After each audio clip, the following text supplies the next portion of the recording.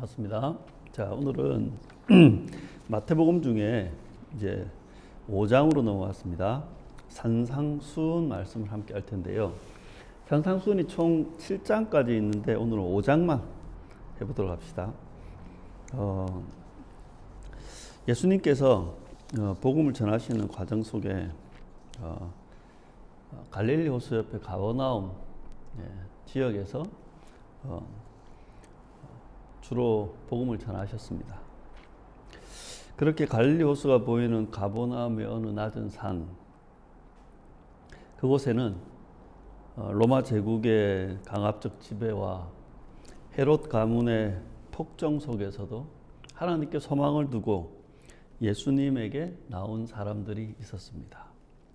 예수님은 그들을 향해 그들이 복되다고 하시면서 그들을 위로하시고 축복하시며 가르치시는 겁니다. 예수님이 제자들에게 가르치는 것, 그것은 천국 복음에 대한 것이었습니다. 천국의 왕이시고 천국을 가장 잘 아시는 그 예수님께서 천국을 가르치시는 겁니다. 예수님 제자들에게 천국 백성과 또한 그들의 길을 가르치셨습니다. 그리고 천국 신앙의 삶이 어떠한지를 가르치시는 겁니다. 여러분, 우리는 예수 제자이며 우리 교회를 예수 제자 공동체라 할 수 있습니다.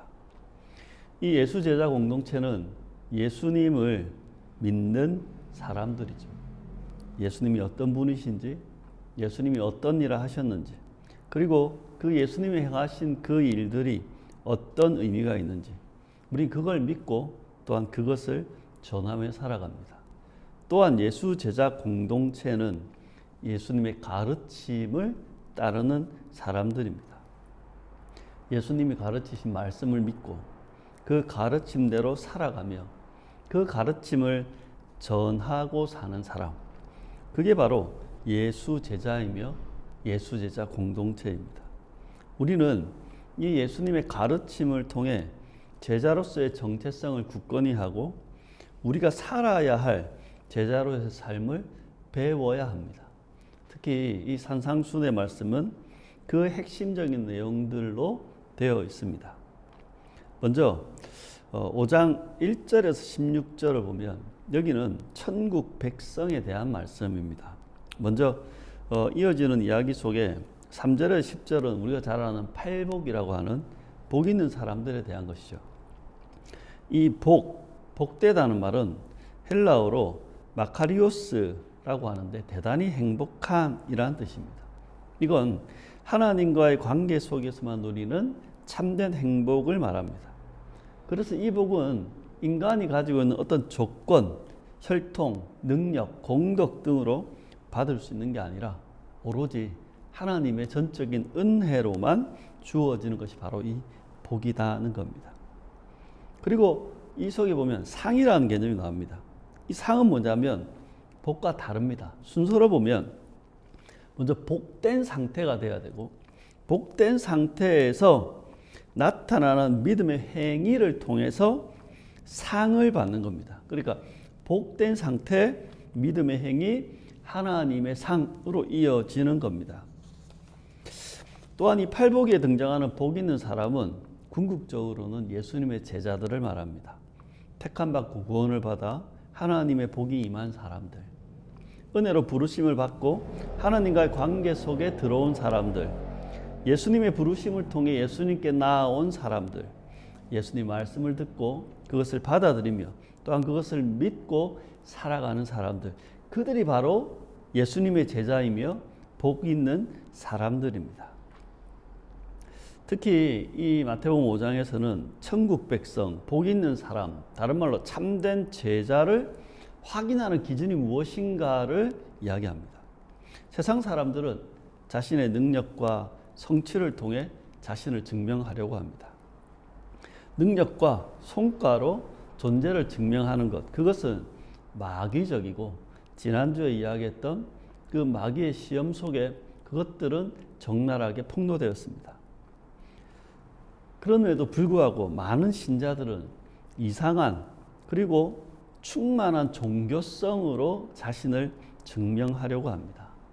자기 중심적인 이상한 구원의 확신, 종교적인 활동과 헌신, 그리고 종교적인 열정과 체험, 종교적인 지위와 직분, 종교적인 능력과 성과, 이런 것들로 자신을 증명하려 하는데 이것은 참으로 어리석은 일이라는 겁니다.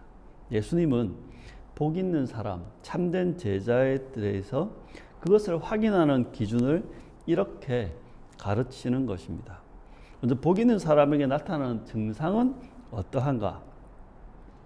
먼저 하나님 앞에 그들은 심령이 가난합니다. 그들은 영적으로 또한 물질적으로도 그들은 가난합니다. 특히 누가복음에서는 그냥 가난함을 이야기하지만 마태복음에서는 심령의 가난함을 이야기합니다. 그러니까 영적인 빈털터리, 과연 이들에게 우월감, 교만감이 있을 수 있겠습니까? 두 번째, 복 있는 사람들의 증상은 하나님 앞에 애통해야 합니다. 자신의 존재와 그 실존의 상태를 드디어 인식했기 때문입니다. 그래서 이들이 할 수 있는 건 슬퍼하며 하나님 앞에 회개하는 것입니다. 세 번째, 복 있는 사람의 세 번째 증상은 온유합니다. 이 온유하다는 건 사람들을 향한 것이 아니라 하나님 앞에 온유한 건데 이 말뜻은 이런 것입니다. 하나님의 처분을 겸손히 기다리는 낮은 태도. 이건 바로 하나님의 은혜, 하나님의 용서를 구하는 겁니다. 하나님의 은혜가 아니면 살아갈 수 없다는 걸 알아차리는 거죠. 그리고 이들의 증상, 하나님 앞에 의에 줄이고 목이 마릅니다. 배고픔과 갈증이 있는데 이것은 의에 대한 배고픔과 갈증입니다. 자신에게, 그리고 이 세상에는 그 의가 없음을, 그래서 의의 결핍을 깨닫고 하나님께만 그 의가 있다는 것을 알고 그 의를 의존하는 갈망. 또한 복 있는 사람들에게는 사람들을 긍휼히 여깁니다. 불쌍히 여기는 겁니다. 왜 그렇겠습니까? 인간이 어떤 존재인지, 얼마나 연약한지 알기 때문입니다. 또한 이들은 사람을 대할 때 마음이 청결합니다. 마음이 청결하다는 건 두 마음을 품지 않고 진실하게 대한다는 건데, 다른 말로 하면 꼼수지기지 않고 위선 떨지 않고 외식하지 않는다는 겁니다. 그리고 또한 이들은 사람들 속에서 화평을 위해서 일합니다. 화평을 이루는 자들이죠. 화평을 이루니까 어떻게 해요? 비교하거나 경쟁하거나 다투거나 지배하거나 조정하려 하지 않겠죠. 네. 그리고 이들이 가지는 마지막 증상은 그 의로 인해서 사람들로부터 핍박을 받습니다. 그들이 가지고 있는 존재적 칭의나 그들이 살아가는 행위적인 그 의로 인해서 세상은, 불의하고 부패한 세상은 그들을 오히려 미워하고 박해합니다. 또한 이 팔복에는 이 복 있는 사람들이 하나님께 받게 될 보상에 대해서도 이야기합니다. 그 보상은 예를 들어 심령이 가난한 자는 천국을 받는다. 이게 어떤 그 심령이 가난한 자만 이야기하는 게 아니라 이 팔복에 해당하는 모든 복된 사람들이 하나님으로부터 받는 이 모든 보상들을 함께 받는 겁니다. 그 보상들을 보면 천국이 그들의 것이라고 첫 번째와 여덟 번째 복에 이야기합니다. 그러니까 천국을 소유한다. 이미 천국이 그들의 것이 됐다. 그리고 두 번째는 하나님으로부터 위로를 받습니다. 그리고 세 번째는 땅을 기업으로 받습니다. 이건 하나님의 통치를 누린다는 것이고, 하나님으로부터 배부르게 됩니다. 이것은 네 번째 복이었던 그 의와 연결되죠. 그러니까 의의 충만함을 누린다. 다섯 번째는 하나님으로부터 긍휼히 여김을 받습니다. 용서와 자비를 얻게 된다. 또한 하나님을 보게 될 것입니다. 이 말은 친밀하고 깊은 관계를 누리게 된다. 또한 이들은 하나님으로부터 하나님의 아들이라고 일컬음을 받을 것입니다. 사람들이 아니라 하나님으로부터. 그러니까 이들은 세상으로부터 보상을 받는 게 아니라 하나님으로부터만 보상을 받는 게 복 있는 사람들입니다. 그러면 11절과 12절에 보면 이러한 사람들은 세상으로부터 어떤 일을 당하는가라고 되어 있는데, 예수님을 믿고 따르는 제자들은 하나님으로부터는 보상을 받죠. 하지만 세상으로부터는 모욕과 박해를 당하고 온갖 비난을 받게 됩니다. 이것은 이전에 모든 예언자들이 겪었던 필연적인 일들입니다. 세상으로부터 받는 박해, 그것은 오히려 하나님께 하늘에서 상이 크다는 증거가 되기에 억울해하거나 분노를 품지 말고 오히려 기뻐하고 즐거워해야 한다고 합니다. 그리고 13절에 16절은 소금과 빛에 대한 것입니다. 이 말씀은 제자들이 이 세상을 향해 해야 할 일이 뭔가, 이 소금과 빛이 되는 너희는 예수님의 제자들을 의미하는데요. 먼저 세상의 소금 이야기는요, 제자는 세상 속에서 존재다움을 잃지 말아야 한다는 겁니다. 세상 속에서 천국의 맛을 내는 그 제자다움을 잃어버린다면 그들은 세상에 짓밟히고 말 것이다. 제자는 세상 속에서 천국을 보존하고 천국의 맛을 내야 하는 사람들입니다. 제자는 세상 속에서 존재다움의 정체성을 지켜야 한다는 게 바로 소금 이야기입니다. 세상의 빛 이야기는요, 제자는 세상 속에서 착한 행실을 실천하며 살아야 한다는 겁니다. 착한 행실은 하나님의 복된 관계 속에서 행하는 성품과 행위입니다. 또한 착한 행실은 성경 전체적으로 말하면 창조 질서와 하나님의 법에 부합하는 성품과 행위들입니다. 그렇게 착한 행실은 제자의 특성이자 본질인 것이죠. 제자는 그렇게 착한 행실을 통해 세상에 빛을 비추어야 하는 겁니다.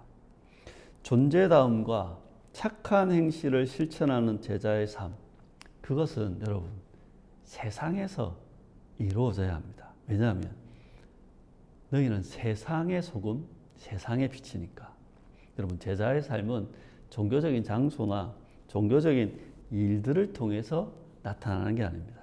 제자의 삶은 가정, 일터, 일상이라는 세상 속에서 드러나야 하는 것입니다. 그리고 이어지는 말씀은 5장 17절에서 48절인데 이건 천국의 법에 대한 이야기입니다. 먼저 17절에서 20절은 율법과 예수님과의 관계를 이야기합니다. 예수님은 구약의 가르침을 폐지하시는 게 아니라 완전하게 하신다고 합니다.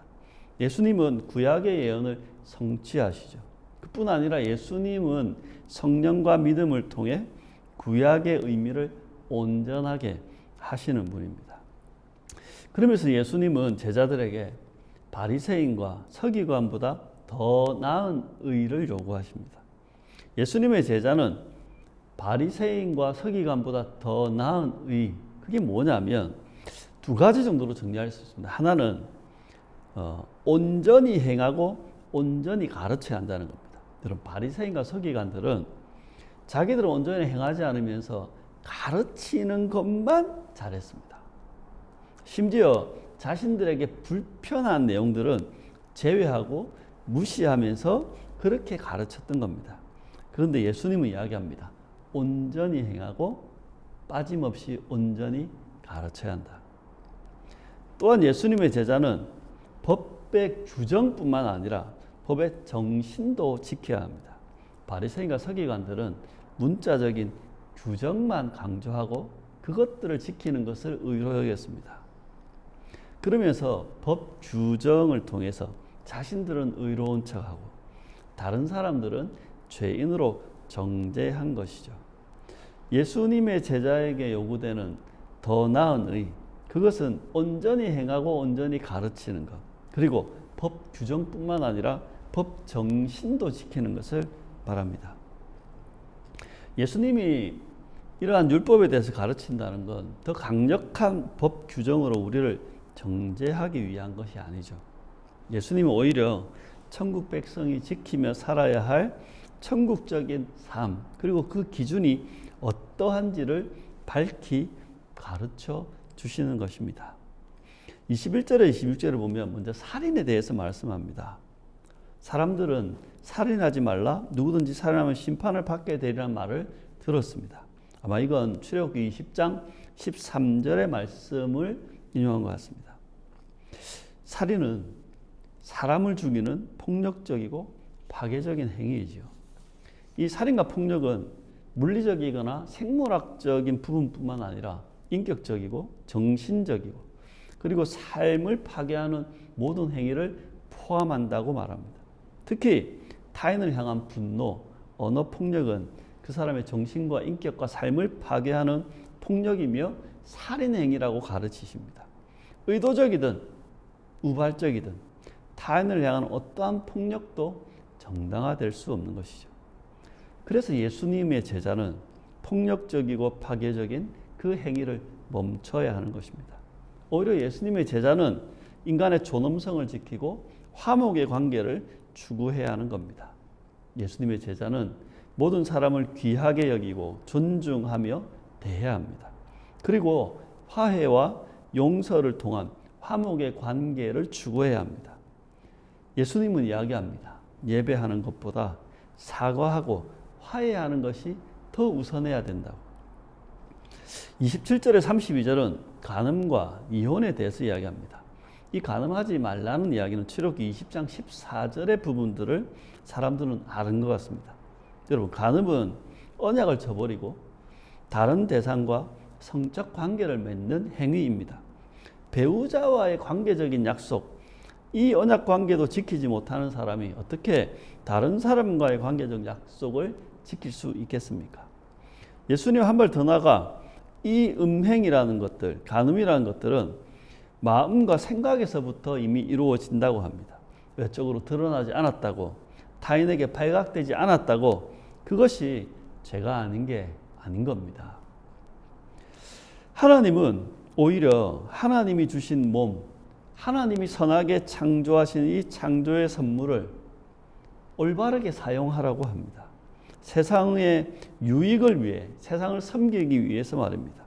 그래서 제자는 자신의 몸을 잘못된 탐욕의 도구로 사용하지 말고 타인들을 욕망과 이익의 수단으로 보지 말고 살아야 합니다. 오히려 자신의 몸을 통해서, 자신의 삶을 통해서 세상을 유익하게 섬겨야 합니다. 뿐만 아니라 누구든지 아내를 버리려거든 이혼 정서를 줄 것이라는 이야기를 들었다고 예수님은 언급합니다. 아마 이건 신명기 24장 1절의 말씀인 것 같은데, 배우자를 버리기 위한 어떠한 정당한 방법도 없다고 오히려 예수님은 이야기합니다. 사람들은 이혼 정서를 써주면 이혼을 정당화할 수 있다고 생각하지만 이혼 정서를 써준다고 정당화되지 않는다는 겁니다. 오히려 정당한 이유 없이 배우자를 버려서는 안 된다. 예수님이 언급한 정당한 이유는 음행입니다.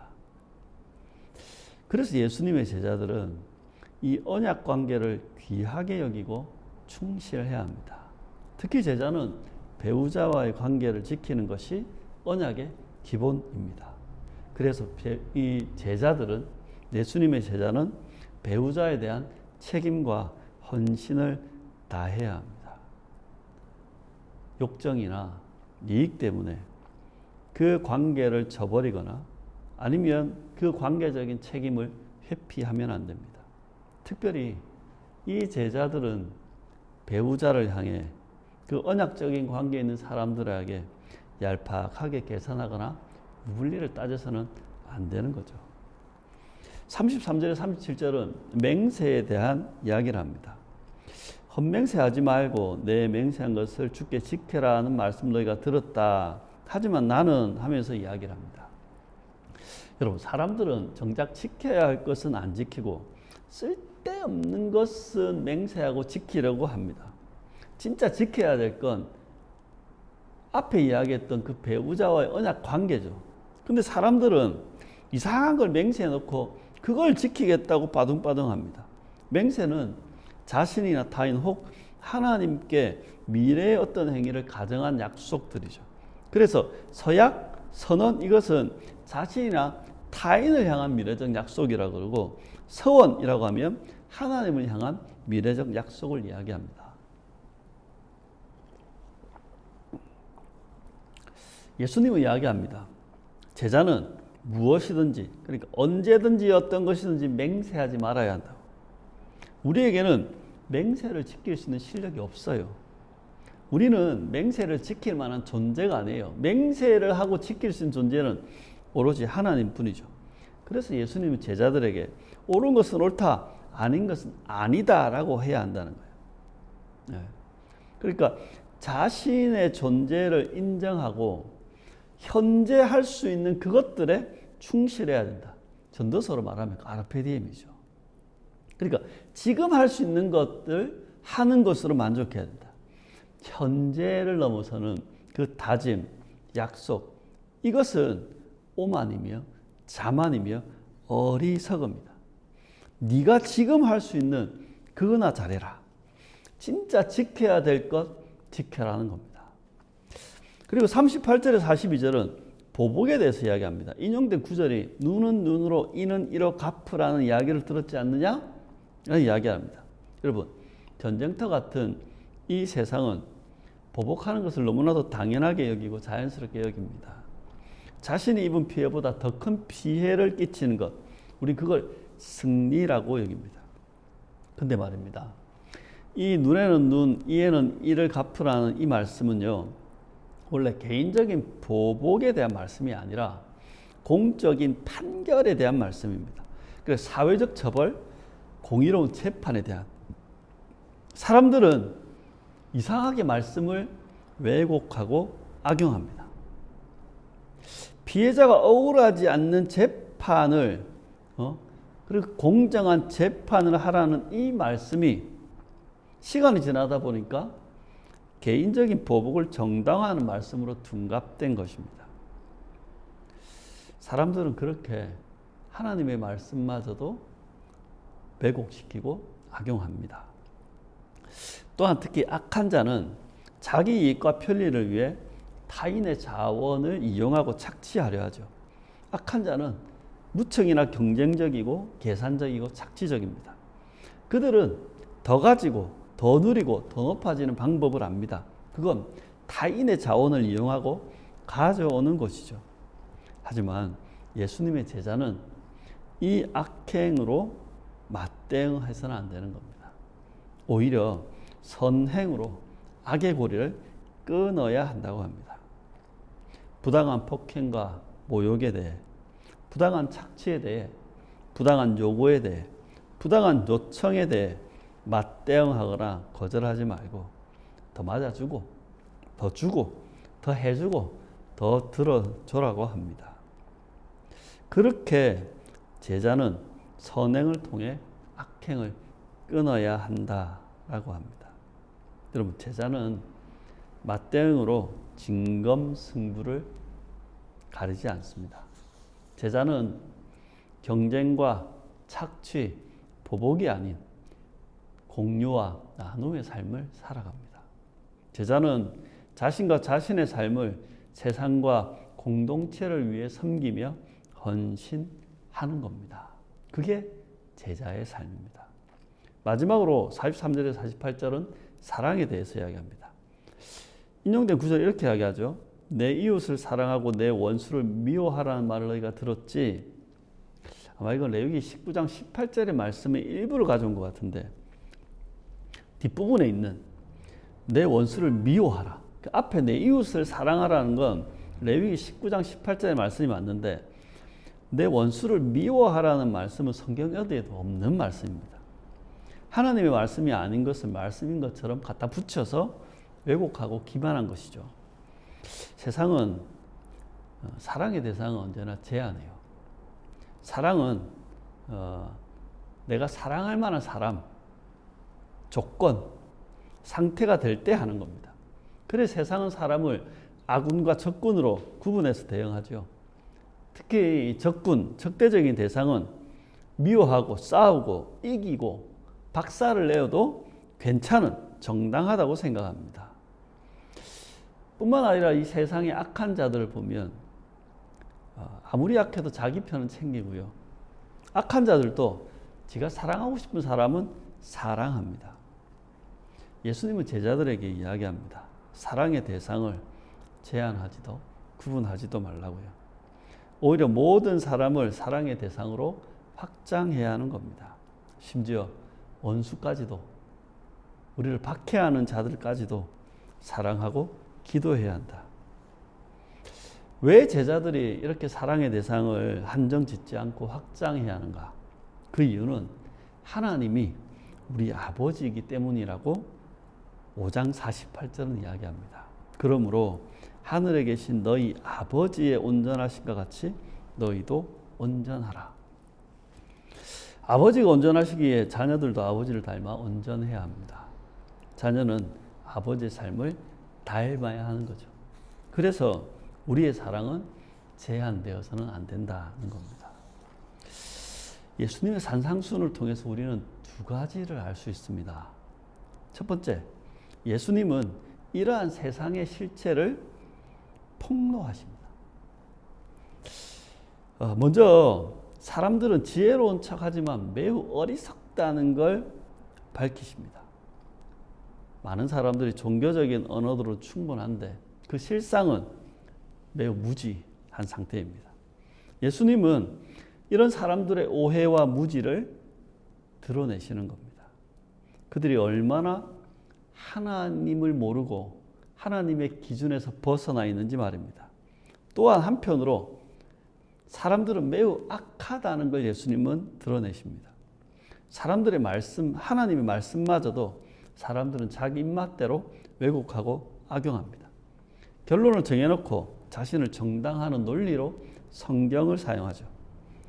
예수님은 율법마저도 왜곡하고 악용하는 사람들의 이 실체를 폭로하시는 겁니다. 굉장히 의로운 척하지만 매우 악합니다. 종교적이고 영적으로 보일지 모르지만 실상은 가장 신령하고 선한 것마저도 자기들의 이익과 탐욕을 위해 이용하고 왜곡하는 이 세상의 실체, 예수님은 그걸 폭로하십니다. 또한 이 예수님은 자신이 가져온 천국을 가르쳐 주십니다. 하나님 나라 복음이죠. 그래서 이런 걸 가르치셨죠. 복 있는 사람은 예수님을 믿고 그 말씀을 따르는 제자들이라고 말입니다. 이 제자들에게는 복됨을 통해 나타나는 증상들이 있다고. 그리고 이 제자들에게는 반드시 하나님으로 받게 될 보상이 있다고. 그리고 이 제자들은 세상으로부터 모욕과 박해와 비난을 받는다 할지라도 그럼에도 불구하고 제자들은 이 세상을 향해 빛과 소금으로 존재해야 된다는 걸 가르치십니다. 그리고 제자들에게 바리새인과 서기관보다 더 나은 의가 요구된다는 것을 말씀하셨습니다. 제자들은 온전히 행하면서 온전히 가르쳐야 한다는 것을, 제자들은 법의 규정뿐만 아니라 법의 정신도 지켜야 한다는 것을, 제자들은 아버지의 온전하심과 같이 또한 온전해야 한다는 것을 가르치십니다. 그렇게 예수님은 이 세상의 실체를 폭로하시고 또한 자신이 가져온 천국이 어떤지를 보여주시는 것입니다. 사랑하는 성도 여러분, 요한은교회는 송구 영신 예배를 따로 드리지 않고 주일 한 해 첫 주일을 신년 감사 예배로 드립니다. 오늘이 그 말씀이었습니다. 2026년 새로운 한 해가 시작되었죠. 많은 사람들이 새로운 각오와 목표로 한 해를 시작하고 달려갈 것입니다.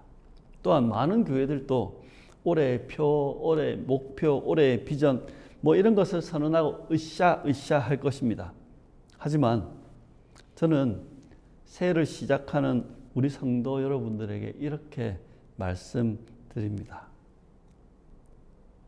거창한 표, 거창한 목표 이런 건 좀 놔두시고요. 우리 올해 한 해 건강하게 삽시다. 신체적으로, 정신적으로, 영적으로. 그리고 우리 씩씩하게 삽시다. 어떤 형편이든지 어떤 일을 만나든지 그리고 우리 화목하게 삽시다. 가족이든 직장 동료든 이웃이든. 그리고 오늘 이 말씀의 주제처럼 가정에서, 일터에서, 또한 일상에서 어디에 있든지 무엇을 하든지 저와 여러분이 예수님의 제자라는 정체성을 가지고 제자답게 살아가는 올 한 해가 되시길 축원합니다. 그렇게 우리 위하는 교회가 예수 제자 공동체로 함께 세워져 나가는 그 한 해가 되길 진심으로 축원합니다.